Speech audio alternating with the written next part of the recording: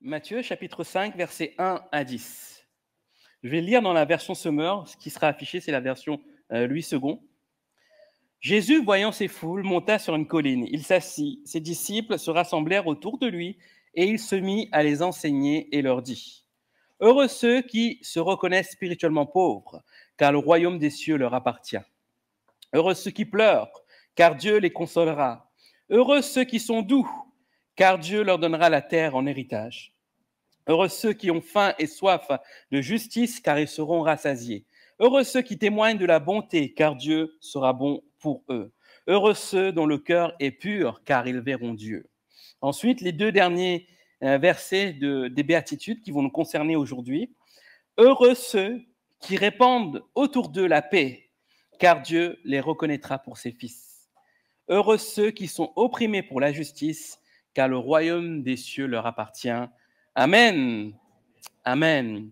Comme vous avez pu le remarquer, on continue notre étude sur les béatitudes, cette série que j'ai appelée « Je suis béni ». Et si vous avez raté tous les autres béatitudes qui sont avant les versets 9 et 10, je vous invite à aller sur notre chaîne podcast Église La Porte, sur toutes les portails podcasts, vous pouvez suivre les prédications. Sinon, vous pouvez le visionner aussi sur notre chaîne YouTube Église La Porte. Vous pourrez revoir les anciens messages. Donc, nous en sommes au chapitre 3 de cette série. Il y avait 3 chapitres au total que j'avais intitulé « Les actions du disciple » et nous sommes au dernier chapitre. C'est le dernier dimanche où nous aborderons les béatitudes. Si vous deviez retenir une chose des béatitudes, c'est que l'enseignement sur les béatitudes nous concerne tous, nous, disciples de Christ. Parce que lorsqu'on remarque l'introduction des béatitudes, Jésus s'adresse d'abord aux disciples. Les disciples se mirent autour de lui et Jésus se mit à les enseigner. Et en les enseignant, il y avait la foule autour qui écoutait, mais le message concernait d'abord les disciples. Et comme le message concerne les disciples, le message nous concerne aussi aujourd'hui, disciples de Christ. Et chaque béatitude commence par un mot « heureux ». Et ce mot en grec signifie un bonheur divin, un bonheur surnaturel, un bonheur qui dépasse un bonheur humain que l'on peut vivre avec un événement heureux. C'est un bonheur qui vient de Dieu. Ce que Jésus nous appelle à vivre au travers des béatitudes, c'est ce bonheur divin. Pour cela, il y a toute une attitude de cœur et du fruit aussi qui va se voir au travers de nos actions. D'où aussi les deux grandes parties, le comportement du disciple et les actions du disciple. Et nous en sommes aujourd'hui à ces deux dernières béatitudes. Donc, nous allons les voir ensemble. Le verset 9 nous dit « Heureux ceux qui procurent la paix, car ils seront appelés fils de Dieu ». Quand on parle de paix, on peut voir que l'idée même de la paix est prédominante dans toute la Bible. Il y a plus de 400 références à la paix dans la Bible. Les Écritures commencent par la paix dans le Jardin d'Éden. Avant la chute, il y avait une paix. Vous pouvez le voir dans Genèse. Et malheureusement, le péché, au travers d'Adam et Ève, est venu interrompre cette paix. Mais heureusement pour nous, Dieu a pourvu à quelqu'un, Jésus-Christ, pour nous apporter cette paix. Et il est dit que Jésus est devenu notre paix. Comment ? Au travers de son sacrifice à la croix, par lequel il est devenu une victime expiatoire. Il s'est sacrifié pour nous, pour toi, pour moi, afin que nous recevions la paix. Tous ceux, alors, à partir du moment où Jésus s'est sacrifié, tous ceux qui viendront à lui, tous ceux qui croiront en lui auront cette même paix. Mais pourtant, est-ce que nous pouvons dire autour de nous qu'il y a la paix ? Est-ce qu'il y a la paix sur terre ? Non. Nous l'avons vécu déjà dans notre belle France dernièrement avec ces émeutes. On ne peut pas dire qu'il y a la paix. Il y a une guerre à la porte de l'Europe, en Ukraine. Il n'y a pas de paix. Depuis que le monde existe, il n'y a pas eu de paix. Mais pourquoi cela ? Pourquoi il n'y a pas de paix sur cette terre ? Il y a 2 raisons à cela. D'abord, parce qu'il n'y a pas de paix, parce qu'il y a l'opposition de Satan. Tant que Satan met une opposition à Dieu, il n'y aura jamais de paix sur terre. L'autre raison, c'est par rapport à l'homme. L'homme a désobéi à Dieu. Tant que l'homme désobéira à Dieu, il n'y aura pas de paix sur terre.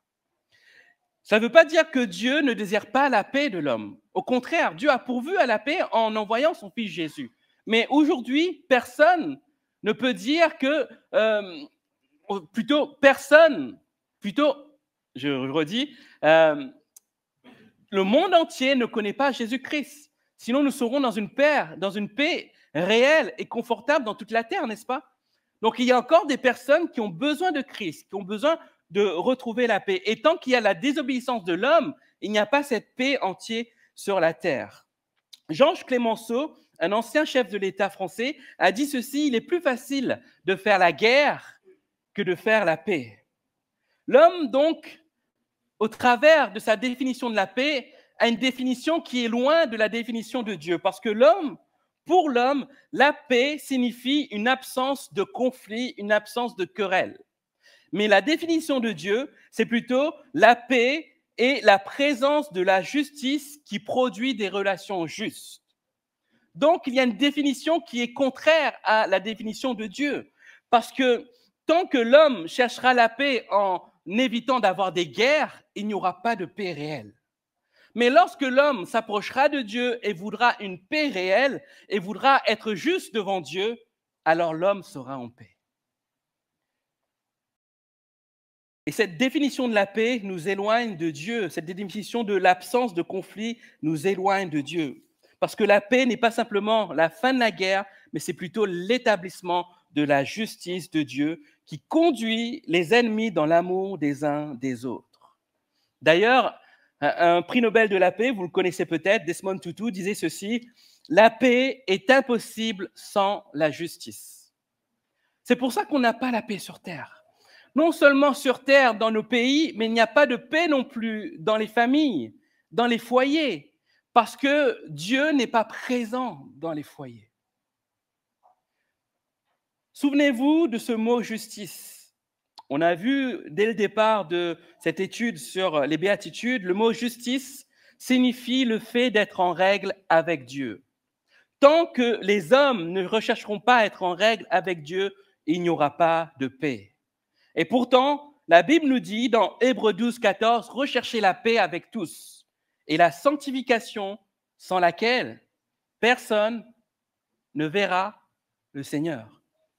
Donc, rechercher la paix, rechercher la sanctification est tellement importante pour nous, disciples de Christ. Pour Jésus, la vraie paix passe par un effort de chaque disciple dans la sanctification. Et c'est quelque chose d'important à saisir ce matin, parce que souvent nous recherchons la paix dans nos foyers, même dans nos foyers chrétiens. On prie le Seigneur: Seigneur, apporte la paix dans notre foyer, apporte la paix dans notre couple, apporte la paix, Seigneur. Mais ce que nous ne recherchons pas la sanctification. Pourquoi il n'y a pas la paix dans les familles? C'est que souvent, il y a la présence du péché. Et on aimerait que Dieu emmène la paix. Mais Dieu nous dit ce matin qu'il ne suffit pas d'emmener la paix, il faut résoudre le fond. Et le fond, c'est que les gens soient en règle avec Dieu. Tant que nous ne sommes pas en règle avec Dieu, on aura beau prier le Seigneur d'apporter la paix dans les conflits, que ce soit avec notre mari, notre femme, avec nos enfants, tant que le péché demeure, la paix ne viendra pas. Recherchez la paix et la sanctification, car sans cela, personne ne verra Dieu. Amen. Et Jésus va nous parler de paix aussi dans Matthieu 10, 34. Et il va le faire d'une façon particulière. Il va dire ceci: ne croyez pas que je sois venu apporter la paix sur la terre. Je ne suis pas venu apporter la paix, mais l'épée. C'est fou ça, hein? Lorsqu'on lit ce texte, on se dit: mais qu'est-ce que Jésus voulait dire? Et ce verset est peut-être à contre-courant de ce que Jésus enseigne dans les béatitudes, parce qu'il dit: heureux ceux qui procurent la paix. Et là, il dit: je ne suis pas venu apporter la paix, mais l'épée. Mais que voulait dire Jésus là-dessus? Est-ce que Jésus voulait qu'on fasse une guerre sainte? Est-ce que Jésus veut qu'on prenne les armes pour aller combattre ceux qui ne croient pas en lui? Je ne crois pas. Ce n'est pas ce que Jésus nous demande. Ici, le mot épée ne vient pas en opposition au mot paix. Quand on regarde de plus près le mot épée, il nous parle du fait de couper, de découper. Et il y avait cette signification du mot épée dans ce texte-là en grec, c'est une arme que les Grecs utilisaient. C'est comme un grand couteau à un seul tranchant. Et ils utilisaient ce couteau pour pouvoir trancher, couper, séparer. Et quand Jésus dit je ne suis pas venu apporter la paix, mais l'épée, il est venu lui dire ceci, que si vous voulez vraiment cette paix, il vous appartient de couper. Couper quoi? De vous couper, de vous séparer avec le péché. C'est important. Et si on lit le texte, le verset suivant de Matthieu 10, il est dit, je suis venu mettre la division entre l'homme et son père, entre la fille et sa mère, entre la belle-fille et la belle-mère. Ça veut dire que Jésus n'est pas venu pour tuer le beau-père, la belle-mère. Je suis désolé pour vous, hein, c'est pas ce que Jésus a dit. Jésus aime les belles-mères. Jésus, il a dit, il est venu mettre la division. Non pas Jésus est venu faire des problèmes dans les couples ou dans les familles, mais Jésus est venu faire en sorte que nous puissions prendre conscience, il est important pour nous de nous séparer du péché. Et peut-être que dans la famille, peut-être que dans le couple, nous sommes en train de vivre le péché. Et c'est important pour nous de considérer cela et de dire, je veux la paix, mais pas à n'importe quel prix. Je veux la paix, mais en me séparant, en me coupant du péché. Cela veut dire qu'il y a un effort des enfants de Dieu face au péché. Et Jésus nous appelle à utiliser cette épée, une épée de pureté, une épée de justice, une épée de sainteté. De la même manière que l'épée peut faire des dégâts et peut nous faire souffrir, couper, nous séparer du péché peut aussi nous faire souffrir. Pourquoi cela? Parce que souvent, nous avons aussi des péchés que nous chérissons. Je ne sais pas si vous êtes déjà arrivé cela. Il y a des personnes qui chérissent des péchés. Ça fait tellement partie de leur vie qu'ils n'arrivent pas à se séparer de ce péché. Ils ne prennent pas position et ils vivent avec ce péché. C'est comme un meilleur ami. Et pourtant, ils demandent à Dieu d'intervenir et ils voient que Dieu n'agit pas. Pourtant, il est peut-être temps plutôt de couper et de se séparer de ce péché. Et de Seigneur, je veux aujourd'hui la paix. Cette paix que tu donnes loin du péché. Et cette paix durable. Amen. Ce qui est important pour nous de saisir, c'est que ce qui menace la paix, ce n'est pas notre voisin, ce n'est pas nos parents, ce n'est pas nos enfants. Ce qui menace la paix, c'est le péché. Parce qu'un homme ou une femme souillé intérieurement, un homme ou une femme qui pratique le péché ne peut connaître la vraie paix. Je répète, un homme ou une femme souillé intérieurement, un homme ou une femme qui pratique le mal ne peut connaître la vraie paix. Un tel cœur ne produira pas la paix, car la paix est le résultat de la sainteté et de la justice. Amen. Et c'est ce message que Jésus voulait annoncer à l'époque aux Juifs. Il voulait leur dire qu'il est venu leur apporter la paix, mais en se coupant, en se séparant du péché. Mais ils n'ont pas cru en lui, ils n'ont pas cru dans ce Sauveur. Pour eux, Jésus ne leur apportait pas la paix qu'ils recherchaient, parce que la paix qu'ils recherchaient, c'était la paix face aux Romains. Jésus n'était pas ce combattant qui allait prendre l'épée pour pouvoir tuer les Romains. Alors, qu'est-ce qu'ils décidèrent de faire? Ils le crucifièrent à la croix. Certaines fois, Jésus nous demande des choses qui nous dépassent. Il nous demande des choses qui nous coûtent en fait. Bien sûr, on ne va pas le crucifier à nouveau, mais on va mettre Jésus de côté. On va faire sortir Jésus de notre vie parce qu'il ne correspond pas à nos attentes. On se dit, Seigneur, je recherche une paix, je n'arrive pas à trouver la paix en toi. Ben, peut-être c'est sans toi que je vais chercher la paix. Alors que Jésus t'a parlé clairement en te disant qu'il faut que tu te sépares de ce péché. Et tant que tu ne te sépares pas de ce péché, pas de paix durable. 2 Corinthiens 5, 18 à 20, Jésus nous dit que, c'est pas Jésus, Paul parle de la réconciliation, notre réconciliation avec Christ. Et il dit que Dieu fait de nous des ambassadeurs pour Christ. Et en tant qu'ambassadeurs de Christ, nous devons aussi annoncer la paix autour de nous.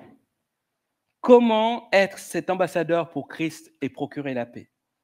La première chose, c'est en faisant la paix avec Dieu. Peut-être que ce matin, tu es là pour la première fois et tu entends ce message.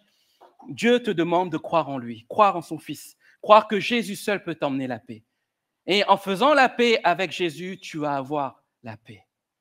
et tu vas rentrer dans cette dimension de paix. Et si peut-être vous qui avez cru dans le Seigneur Jésus-Christ, le Seigneur te demande peut-être ce matin de te réconcilier avec lui, de te séparer du péché, parce qu'il est important pour toi de faire la paix avec Dieu.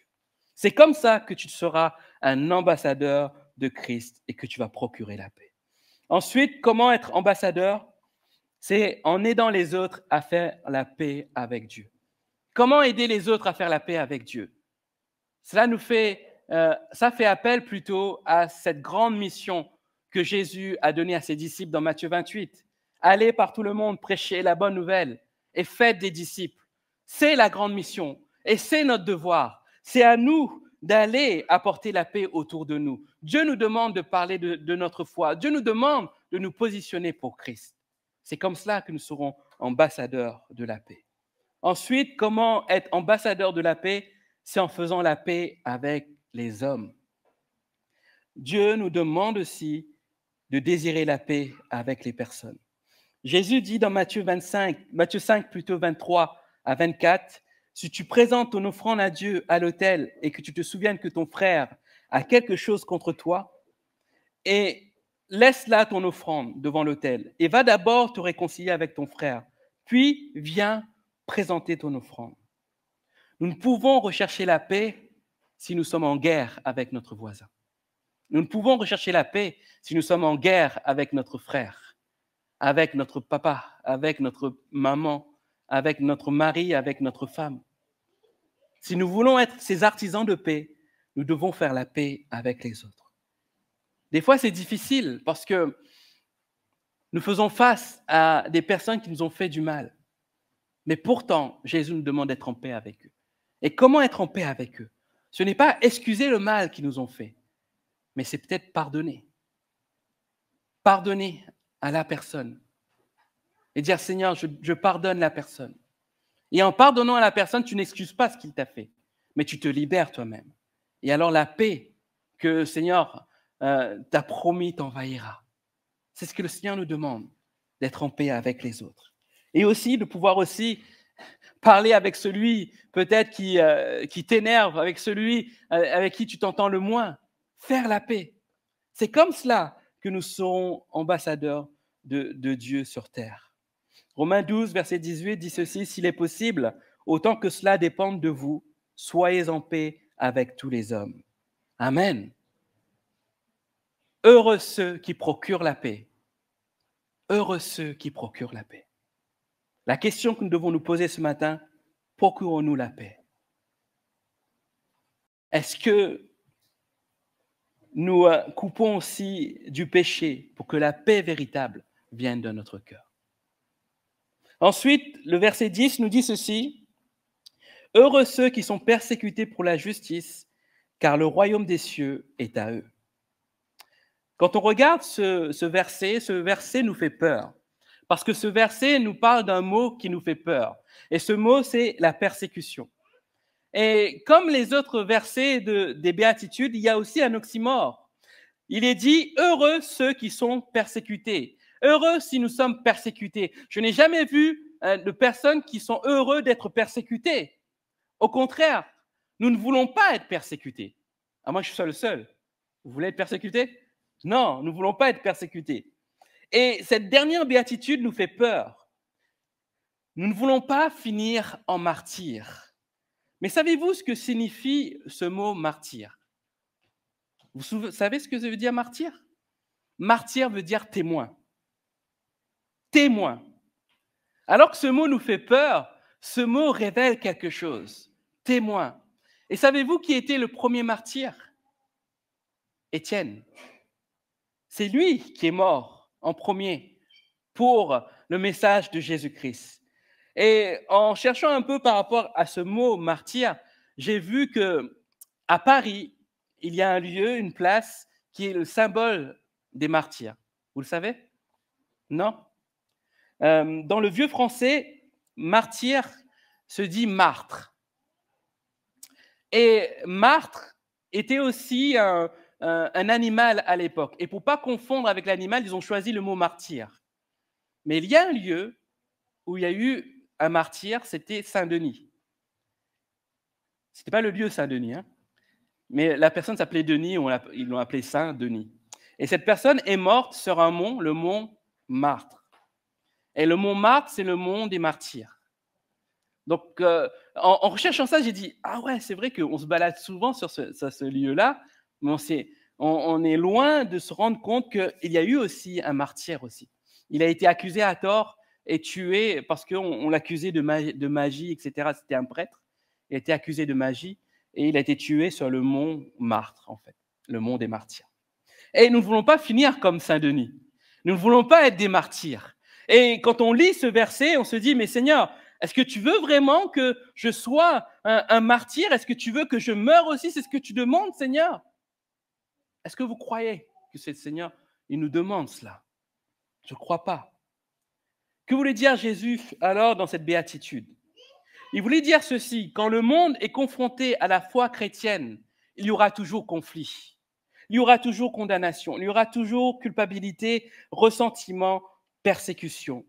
Et en considérant tout cela, nous serons inévitablement persécutés pour la cause de Jésus-Christ.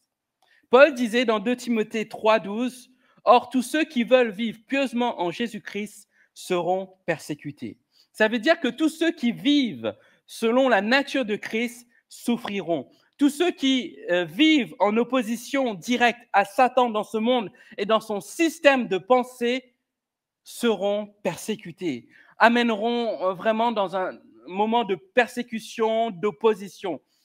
Pourquoi? Parce que nous serons confrontés à des personnes qui ne sont pas dans cette norme que définit la parole de Dieu, cette norme de pureté, cette norme où on est appelé à nous séparer du péché. Et tant que nous serons dans cette norme divine, nous serons en opposition à Dieu. Et quand dans ce texte, il parle de persécution, il parle de cette opposition à ce que Satan et son système prônent.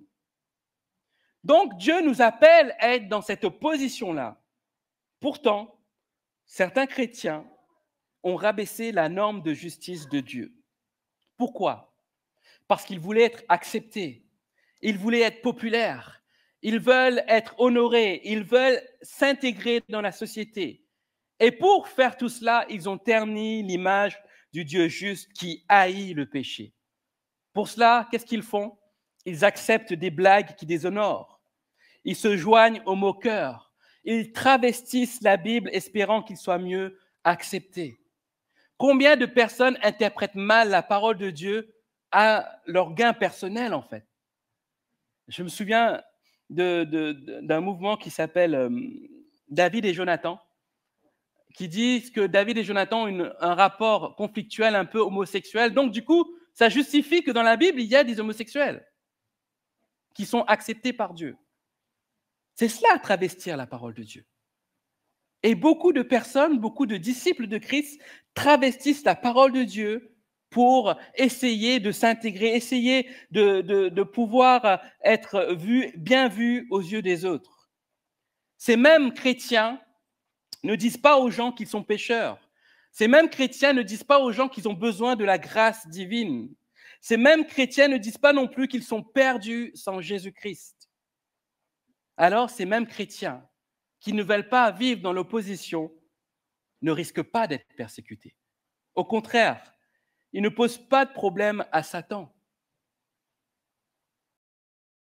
Personnellement, moi, je ne veux pas être ce chrétien-là. Parce que Jésus dit dans les évangiles, dans Luc 9, verset 26, « Quiconque aura honte de moi et de mes paroles, le Fils de l'homme aura honte de lui. » Il y a urgence, bien-aimés. Cette persécution que Dieu nous dit, ce n'est pas une persécution qui va nous emmener à la mort, mais c'est une persécution que nous vivons aujourd'hui à notre époque. Et béni soit le Seigneur parce que nous vivons dans un pays où nous pouvons parler librement de notre foi. Nous ne serons jamais mis à mort à cause de notre foi. Mais cette liberté nous a endormis, bien-aimés. Cette liberté nous a endormis dans le fait que nous acceptons tout et n'importe quoi. Nous croyons que la persécution, l'opposition n'existe pas. Mais si elle est là, parce que nous évoluons non pas dans un monde que Dieu aurait voulu pour l'humain, nous évoluons dans un monde déchu. déchus par l'œuvre de Satan, par le péché. Et tant que nous sommes dans ce monde, nous serons toujours en opposition avec les valeurs de ce monde. Nous n'avons pas une bulle plutôt autour de nous qui nous empêche de voir cela. Alors, bien-aimés, quand ce texte nous dit que nous sommes heureux parce que nous sommes persécutés, il faut que nous puissions considérer cela dans notre vie. Quand je parle de persécution, il est important pour nous de saisir une chose, c'est que Dieu nous demande de nous positionner. Est-ce qu'il t'arrive de te positionner dans ton lieu de travail, dans ta famille? Et ça me rappelle à ce verset 35 de Marc 10, quand il dit « Je suis venu mettre la division entre l'homme et son père, entre la fille et sa mère, entre la belle-fille et sa belle-mère. » Pourquoi? Parce que dans un foyer, peut-être qu'il y a des personnes qui vont s'opposer à vous, en fait, s'opposer à votre foi, s'opposer à ce en quoi vous croyez. Et c'est important de tenir bon, de tenir dans nos convictions. Dieu nous demande vraiment d'être ses disciples prêts à aller jusqu'au bout. À aller jusqu'au bout pour prôner et dire qui nous sommes, que nous sommes enfants de Dieu. Mais comprenez-moi bien ce matin, je ne suis pas en train de vous dire qu'il faut sortir et commencer une révolution. Je ne suis pas en train de vous dire qu'il faut aller dans la rue et dire à tout le monde, vous irez tous en enfer. Je ne suis pas en train de dire qu'il faut sortir le panneau, car le salaire du péché, c'est la mort. Il n'est pas question ici de faire une évangélisation agressive, mais face à votre quotidien, de prendre position. Lorsqu'on se moque de Dieu, c'est de ne pas rigoler avec. Lorsqu'on présente le péché devant vous, c'est ne pas s'acclimater avec ce péché, mais de le refuser. C'est cela être en opposition. C'est cela être devant Dieu et de dire « Seigneur, je crois, je sais qui je suis et je refuse de me complaire à cela. » Alors oui, nous ne serons pas bien vus aux yeux des autres. Peut-être que dans ton cercle de travail, tu seras vu comme celui qui est un peu arriéré, celui qui ne vit pas dans un monde actuel. Mais est-ce qu'il nous faut nous complaire dans ce monde actuel ou désirer vivre l'éternité? Moi, je préfère aspirer à l'éternité que de vivre dans un monde qui va périr, n'est-ce pas?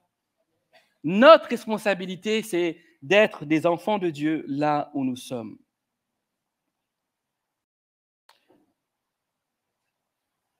Aussi longtemps que nous permettrons à Jésus de vivre en nous, nous allons établir des normes que le monde ne peut atteindre. Et ces mêmes normes, les gens du monde ne vont jamais l'accepter parce qu'ils veulent vivre dans ce qu'ils vivent en fait, loin de Dieu. Les premiers chrétiens ont souffert de leurs convictions. On a l'exemple d'André qui persévéra dans la prédication et on va ordonner de le crucifier. Pierre, après 8 mois de prison, fut crucifié la tête en bas, selon la tradition. Paul fut décapité par Néron. Jacques, Matthieu, Matthias, Barthélemy et Thomas souffrirent le martyre, comme chaque disciple, sauf Jean, lui, qui fut exilé sur l'île de Patmos. Il fut exilé, il mourra tout seul, solitaire, mais c'était une forme aussi de persécution. Ces hommes, oui, ils ont connu la persécution jusqu'à la mort. Mais Dieu ne demande pas forcément de souffrir jusqu'à la mort, mais de tenir bon et de nous opposer au péché.